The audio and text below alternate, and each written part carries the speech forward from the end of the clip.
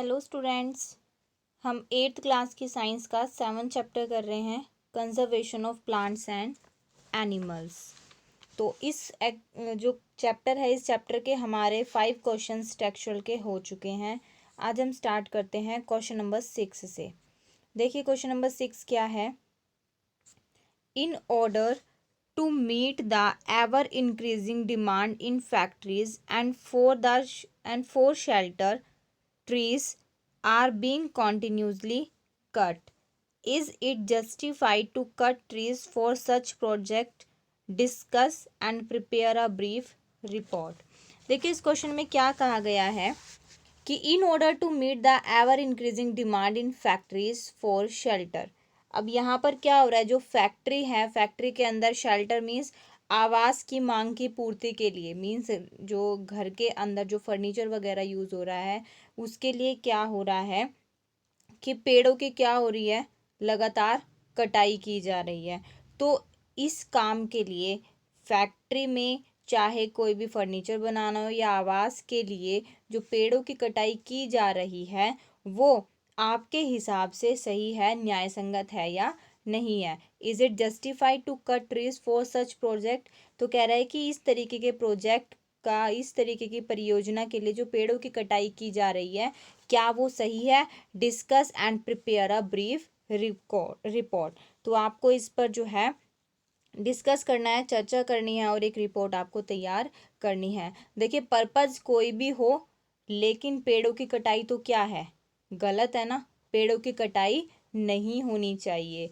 तो क्या रहेगा, it is not justified to cut trees for such project. Project कोई भी हो, हमें प्रोजेक्ट से मतलब नहीं है, हमारी डिमांड सिर्फ एक ही होनी चाहिए कि डू नॉट कट ट्रीज। पेड़ों की कटाई जो है वो नहीं होनी चाहिए, पेड़ों की कटाई रुकनी चाहिए। पर्पस कोई भी हो, हमें पर्पस से मतलब नहीं है, पेड़ों की कटाई नहीं होनी चाहिए।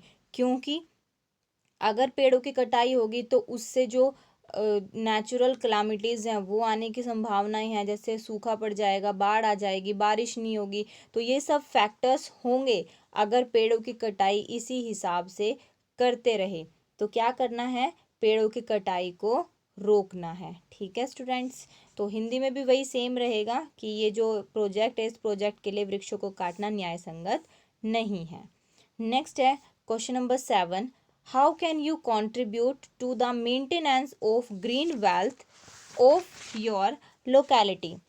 लोकेलिटी क्या होता है, स्थानीय क्षेत्र जहाँ पर आप रह रहे हो। तो how can you contribute, contribute होता है योगदान देना, कि ये कह रहा है कि आप कैसे योगदान दे सकते हो। टू द मेंटेनेंस, मेंटेनेंस होता है रख रखाव, बनाए रखने में। टू द ग्रीन वेल्थ, जो हरियाली है। तो क्वेश्चन क्या है कि आप अपने आसपास के स्थानीय क्षेत्र में जो हरियाली है उस हरियाली को बनाए रखने में, जो ग्रीन वेल्थ है उसको बनाए रखने में आप कैसे योगदान दे सकते हो। Make a list of action to be taken by you. और आप क्या क्या काम करोगे वो आपको यहाँ पर बताना है। तो हम क्या कर सकते हैं, सबसे पहले तो वही जो हमने लास्ट क्वेश्चन में बात की, पेड़ों की कटाई को रोकने के लिए हम कोई कदम उठाएंगे और हम क्या करेंगे, वृक्षारोपण करेंगे, ज़्यादा से ज़्यादा पेड़ लगाएंगे और जो आसपास के खाली जगह है उसको पार्क बनाने की कोशिश की जाएगी, विशेष क्षेत्रों में पार्क बना दिए जाएंगे। तो ये सब क्या है, हम योगदान इस तरीके से दे सकते हैं। तो फर्स्ट क्या है, देखिए we should maintain the green wealth of our locality by the following methods. नीचे दिए गए जो मेथड्स हैं, जो तरीके हैं, इन तरीकों से हम अपने आसपास जो है हरियाली बनाए रखने में योगदान दे सकते हैं। फर्स्ट है, we should grow more and more trees on the either side of road. Either side of road का मतलब हम रोड के दोनों तरफ क्या करेंगे, ज़्यादा से ज़्यादा पेड़ लगाएंगे। रोड के दोनों तरफ ज़्यादा से ज़्यादा पेड़ लगाए जाएंगे। Second, we should discourage the cutting of tree. हम क्या करेंगे, discourage the cutting of tree means जो पेड़ों की कटाई है उसको हम रोकेंगे, पेड़ों की कटाई नहीं होने देंगे। थर्ड क्या है, the government should make laws to prevent the excessive cutting of the trees. सरकार क्या करेगी, सरकार जो पेड़ों की अंधाधुंध कटाई हो रही है, पेड़ों की जो एक्स्ट्रा कटिंग हो रही है, अधिक वृक्ष कट रहे हैं, उसकी रोक के लिए क्या करेगी, सरकार कानून बना देगी। और नेक्स्ट क्या है हमारा fourth, park should be made in a particular area. विशेष क्षेत्र के अंदर क्या होगा, पार्क्स को बनाया जाएगा। उससे क्या होगा, पार्क भी हरियाली का ही सूचक है, तो क्या होगा, हमारे आसपास के स्थानीय क्षेत्र में हरियाली बनी रहेगी। हिंदी में करते हैं अब। देखिए क्वेश्चन नंबर 7, अपने स्थानीय क्षेत्र में हरियाली बनाए रखने में आप किस प्रकार योगदान दे सकते हैं। आपने अपने द्वारा की जाने वाली क्रियाओं की सूची आपको तैयार करनी है। तो हरी संपदा का रख रखाव, हरियाली का रख रखाव हम कैसे कर सकते हैं, अपने आसपास हम हरियाली कैसे बनाए रख सकते हैं, उसके लिए हमें यहाँ पर सुझाव देने हैं। पहला, सड़क के दोनों ओर वृक्ष लगाने चाहिए। सड़क के दोनों ओर क्या करना चाहिए, ज़्यादा से ज़्यादा पेड़ लगाने चाहिए। सेकंड, वनों के काटने पर रोकथाम कर लगानी चाहिए। जो वन है, जो वृक्ष हैं, उनको काटने से रोकना चाहिए। सरकार को अधिक वृक्ष काटने पर रोक लगाने के लिए कानून बनाने चाहिए, ताकि ज़्यादा पेड़ ना कटे, इसलिए सरकार क्या करे, कानून बनाए। फोर्थ, विशेष क्षेत्र में पार्क या उद्यान बनाने चाहिए। एक आसपास के क्षेत्र में हरियाली के लिए, जैसे बहुत भरा हुआ क्षेत्र है जहाँ पर बिल्डिंग है, ऊंची ऊंची इमारतें हैं, तो उस क्षेत्र में हरियाली कैसे हो सकती है कि वहाँ पर पार्क बना दिया जाए, जिससे स्थानीय क्षेत्र में क्या रहेगी, हरियाली रहेगी। नेक्स्ट देखिए क्वेश्चन नंबर 8,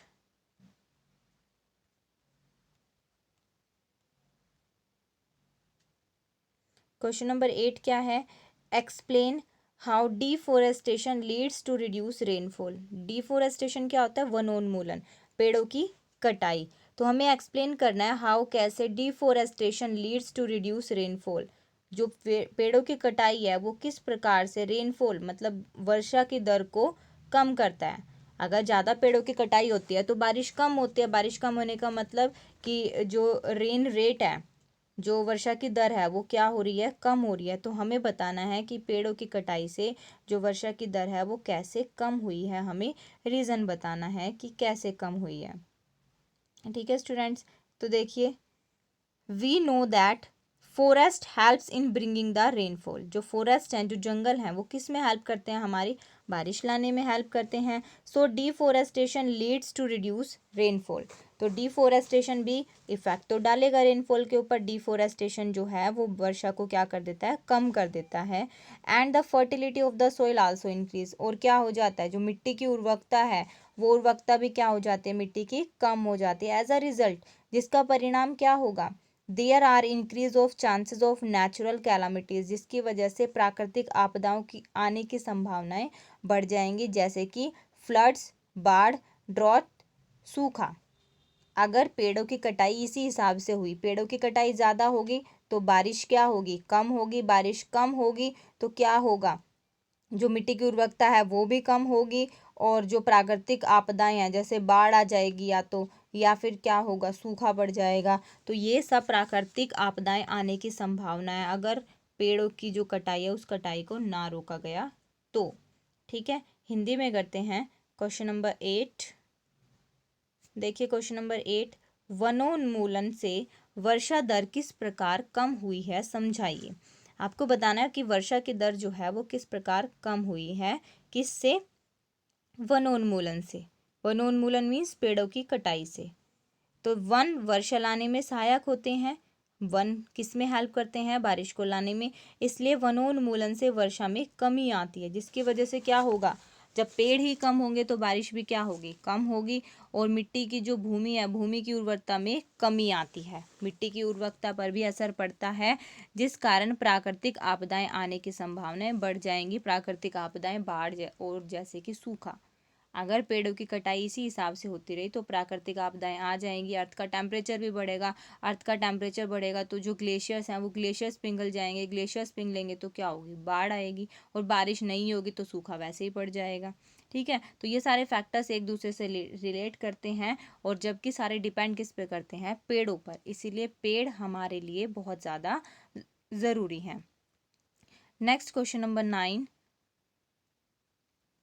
क्वेश्चन नंबर 9 क्या है, find out about the national park in your state. आपके स्टेट में कितने नेशनल पार्क है ये आपको पता करना है। आइडेंटिफाई पता कीजिए, and show their location in the outline map of India. और जो इंडिया का मैप है, उस इंडिया के भारत का जो मानचित्र है उस पर आपको क्या बतानी है, उनकी लोकेशन बतानी है। तो आपको स्टेट, सबसे पहली बात आपका स्टेट कौन सा है? हरियाणा। तो हरियाणा के अंदर कितने नेशनल पार्क हैं? तो हरियाणा के अंदर स्टूडेंट्स 2 नेशनल पार्क हैं। ठीक है, कितने हैं? 2 नेशनल पार्क इन हरियाणा। हरियाणा के अंदर 2 नेशनल पार्क है। पहला है सुल्तानपुर नेशनल पार्क और दूसरा है कालेश्वर नेशनल पार्क। ठीक है, हरियाणा के अंदर कितने नेशनल पार्क हैं? 2। पहला है Sultanpur national park and second है Kaleshwar national park. Sultanpur national park की लोकेशन क्या है? 25 किलोमीटर फ्रॉम गुरुग्राम। यहाँ पर एम आएगा। 25 किलोमीटर फ्रॉम गुरुग्राम। ये क्या है? गुड़गांव से, गुरुग्राम से 25 किलोमीटर दूर है। कौन सा? Sultanpur national park. और सेकंड क्या है? Kaleshwar national park. इसकी लोकेशन क्या है? 15 किलोमीटर फ्रॉम यमुनानगर। ये यमुनानगर से कितनी दूर है? 15 किलोमीटर। यमुनानगर से 15 किलोमीटर दूर क्या है? Kaleshwar national park. ठीक है स्टूडेंट्स, चलिए नेक्स्ट करते हैं क्वेश्चन नंबर 10। क्वेश्चन नंबर 10 क्या है? Why should paper be saved? जो पेपर है, जो कागज़ है, कागज़ की बचत क्यों करनी चाहिए? प्रिपेयर अ लिस्ट, एक आपको लिस्ट बनानी, एक सूची बनानी है। Prepare a list of ways by which you can save paper. एक लिस्ट बनाइए, एक सूची बनाइए जिसमें आप वो तरीके लिखोगे कि आप किस तरीके से पेपर को, कागज़ को जो है बचा सकते हो, कागज़ की बचत कर सकते हो। तो देखिए, नीड ऑफ पेपर सेविंग, सबसे पहले बात करेंगे ज़रूरत ही क्यों है पेपर सेव करने की। ठीक है, तो देखिए 1 ton of paper needs 17 full grown tree. अगर आप 1 टन कागज बनाना चाहते हो ना, तो उसके लिए आपको 17 हरे भरे पेड़ पौधे चाहिएंगे। मतलब पूरा बड़ा, पूरा हरा भरा पौधा चाहिएंगे। 17 कितना? 1 टन कागज बनाने के लिए। 1 टन कागज बनाने के लिए आपको 17 हरे भरे पूरे बड़े पौधे चाहिएंगे। So we should save paper, इसीलिए हमें क्या करना चाहिए?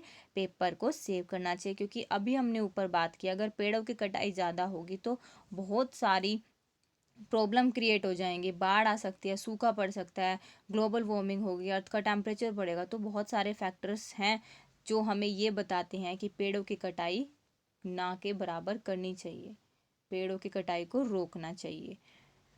तो क्या है, अगर आप 1 टन अगर आप पेपर बनाना चाहते हो तो आपको 17 हरे भरे पेड़ काटने पड़ेंगे।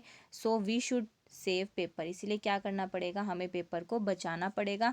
Paper can be recycled, paper को हमें क्या कर सकते हैं? रिसाइकल कर सकते हैं, पुनः चक्रण कर सकते हैं। मीन्स हम उन्हें दोबारा यूज़ कर सकते हैं रिसाइकल करके। Paper can B recycle 5 to 7 times, 5 से 7 बार हमें उनको रिसाइकल करना चाहिए। एंड कैन बी सेव्ड, उनका हमें बार बार रिसाइकल करके उनको हमें कैन बी यूज्ड, उन्हें हम जो है यूज़ करेंगे। पेपर को बार बार 5 से 7 बार हम रिसाइकल करेंगे और उसको हर बार हम यूज़ करेंगे। We should save, reuse, use paper and recycle it. हम क्या करेंगे? सबसे पहली बात तो हम कागज़ ही कम यूज़ करेंगे।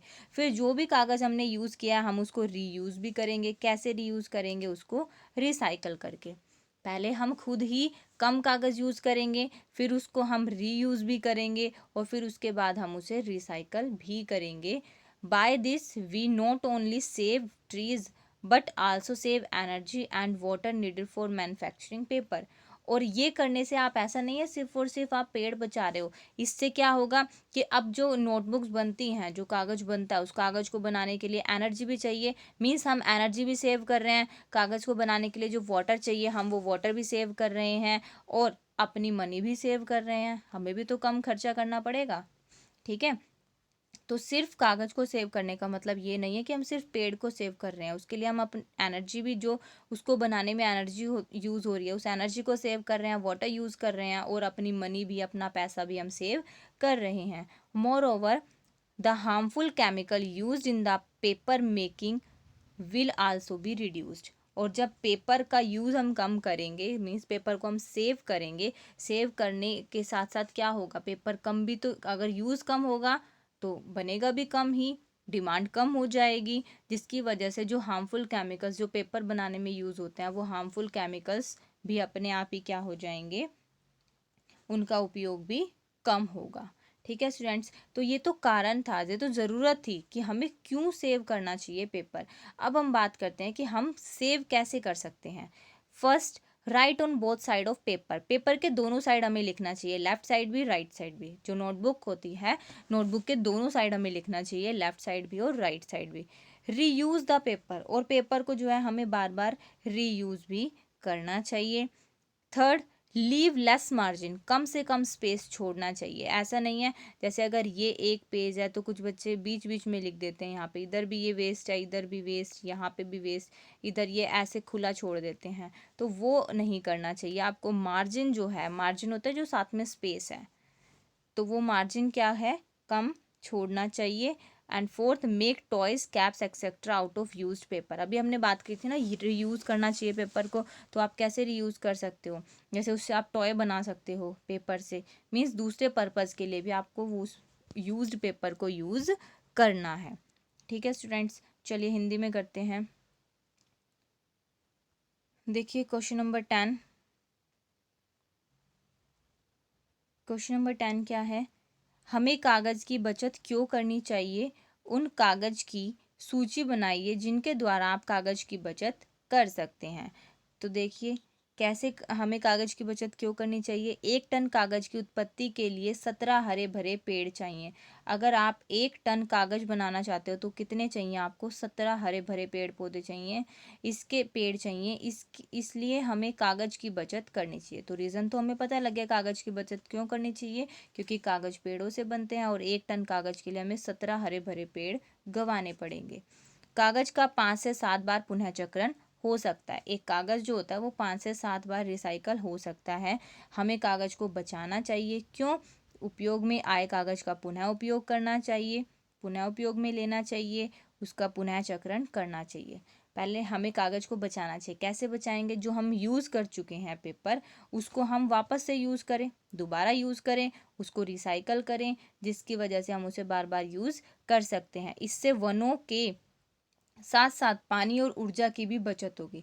पेड़ तो बचेंगे ही हमारा ये काम करने से, साथ में जो कागज़ बनाने में पानी यूज़ होता है, जो एनर्जी ऊर्जा यूज़ होती है, उसकी भी बचत होगी, हमारा पैसा भी कम लगेगा, और जो हानिकारक रसायन में के उपयोग में भी कमी आएगी, क्योंकि पेपर बनाने में जो हार्मफुल केमिकल यूज़ होते हैं, हानिकारक केमिकल यूज़ होते हैं, उसमें भी क्या आएगी, कमी आएगी। सूची भी बतानी थी यहाँ पर, लेकिन सूची यहाँ पर नहीं दी हुई। सूची हम वहाँ से, अभी मैंने आपको इंग्लिश में पढ़ाया था तो आप उसको हिंदी में ट्रांसलेट करके लिख सकते हो। जैसे कि यहाँ पे मैं ट्रांसलेट कर देती हूँ। फर्स्ट क्या है, right on both side of paper, हमें कागज़ के दोनों तरफ लिखना चाहिए। रीयूज द पेपर, हमें कागज़ का दोबारा उपयोग करना चाहिए। लीव लेस मार्जिन, हमें लिखते हुए जो है कम से कम जगह छोड़नी चाहिए। जैसे आप 2 लाइन लिखते हो ऐसे नोटबुक पर, तो ऐसा नहीं है आपने यहाँ लिखा और ये लाइन खाली छोड़ दी, नहीं, आपको टाइट टाइट लिखना चाहिए। मार्जिन जो बीच में जगह है, बीच में जगह कम छोड़नी चाहिए। एंड फोर्थ, मेक टॉयज, आपको जो है खिलौने, टोपियाँ आदि जो हैं उपयोगी उपयोग में लानी है, वापस से यूज़ करना है। जो खिलौने हैं, जो टोपियाँ हैं, उनको आपको उपयोग किए हुए कागज़ से बनानी है ना। उपयोग किया हुआ जो कागज़ है, उस कागज़ से आप टोपी और खिलौने और टोपी बना सकते हो। ठीक है स्टूडेंट्स, चलिए नेक्स्ट क्वेश्चन करते हैं। आज का हमारा last question, complete the word puzzle. एक पजल दिया हुआ है आपको, वो पजल आपको कंप्लीट करना है। पहले डाउन, डाउन का मीन्स पहले हम ऐसे काम करेंगे, फिर अक्रॉस, लेफ्ट टू राइट काम करेंगे। तो पहले डाउन में फर्स्ट क्या कह रहा है, species on the verge of extinction. Verge क्या होता है, कगार। स्पीसीज जो किसकी कगार पर है, एक्सटिंक्शन, एक्सटिंक्शन क्या होता है, विलुप्त होने की कगार पर है।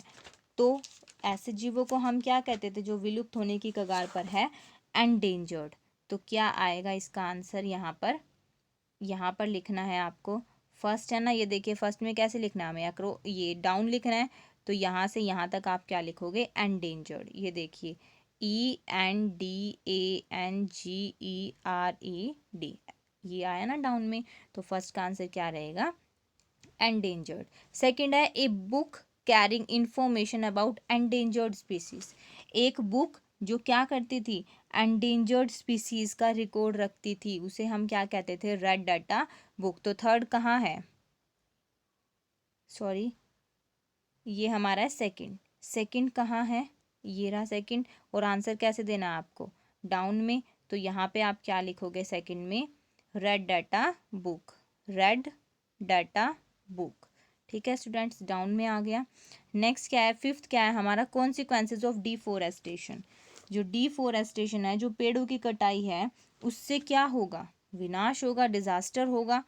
तो क्या है, डिजास्टर, डेजर्ट्स, डिजास्टर नहीं डेजर्ट्स। क्या होगा, अगर पेड़ों की कटाई होगी, कॉन्सिक्वेंसेज ऑफ डिफोरेस्टेशन, पेड़ों की ज़्यादा कटाई होगी तो उससे क्या होगा, डेजर्ट हो जाएगा। मीन्स जो हमारी मिट्टी है, भूमि है, वो क्या बन जाएगी, मरुस्थल बन जाएगी। तो क्या है यहाँ पर, डेजर्ट्स। ठीक है, क्या है, डेजर्ट्स। अब हमें अक्रॉस आंसर देना है। अक्रॉस का means left to right. First क्या है, स्पीसीज विच हैव वैनिश्ड। अब आपको बताना है ऐसे स्पीसीज जो वैनिश्ड हो गए हैं। फर्स्ट में ही है ये, इसने फर्स्ट में बोला है, तो यहाँ पर क्या आ जाएगा, जो वैनिश हो चुके हैं, एक्सटिंक्ट, विलुप्त। क्या है, एक्सटिंक्ट, विलुप्त हो चुके हैं। सेकंड क्या है इसमें अक्रॉस का, ये third, species found on a particular habitat. ऐसे स्पीसीज जो एक पर्टिकुलर हैबिटेट में पाए जाते हैं, एक विशेष क्षेत्र में पाए जाते हैं, तो उसे हम क्या कहते हैं, एंडेमिक। क्या कहेंगे, एंडेमिक, ENDEMIC, एंडेमिक।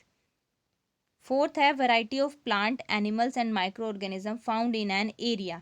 एक एरिया के अंदर पाए जाने वाले अलग अलग पौधे, जंतु, सूक्ष्म जीव, ये सब क्या बनाते थे, बायोडाइवर्सिटी। क्या बनाते थे, बायोडाइवर्सिटी। तो क्या आएगा, बायोडाइवर्सिटी। ठीक है स्टूडेंट्स, जैव विविधता। ऐसे ही हिंदी में भी सेम है, हिंदी में भी करते हैं हम। तो हिंदी में देखिए, नीचे जो दी गई शब्द पहेली है उसे हमें क्या करना है, पूरा करना है। पहला क्या है, विलुप्त स्पीसीज की सूचना वाली पुस्तक। फर्स्ट है ना, यहाँ से देखिए तो फर्स्ट ये रहा, तो क्या कहलाएगी, रेड डाटा बुक। फर्स्ट में क्या आ जाएगा, रेड डाटा बुक। सेकंड है पौधे, जंतु और सूक्ष्म जीव की किस्में एवं विविधताएं।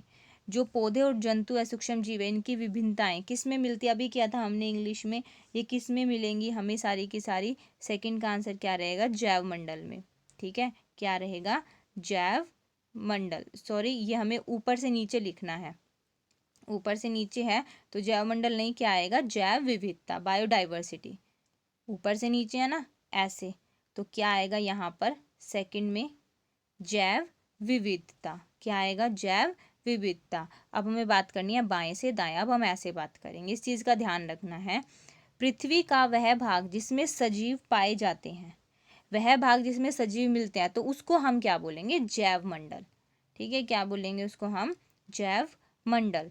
जो विलुप्त हुए स्पीसीज हैं उन्हें हम क्या कहेंगे, थर्ड है हमारा विलुप्त हुए स्पीसीज, क्या कहलाएंगे, वो हमारे संकटापन। क्या कहलाएंगे, संकटापन। फोर्थ है एक विशिष्ट आवास में पाई जाने वाली। जो विशिष्ट आवास है, एक विशेष क्षेत्र में पाए जाने वाली, क्या कहलाएंगे, यहाँ पे हम लिखेंगे उन्हें विशेष क्षेत्रीय। यहाँ पर ये ऊपर आएगा स्टूडेंट्स, तो क्या रहेगा यहाँ पर देखिए, विशेष क्षेत्रीय। ठीक है, क्या रहेगा, विशेष क्षेत्रीय। ओके स्टूडेंट्स, तो आपको ये अच्छे से लर्न भी करने हैं और अपनी नोटबुक में इनको राइट डाउन भी करना है। ठीक है स्टूडेंट्स, थैंक यू।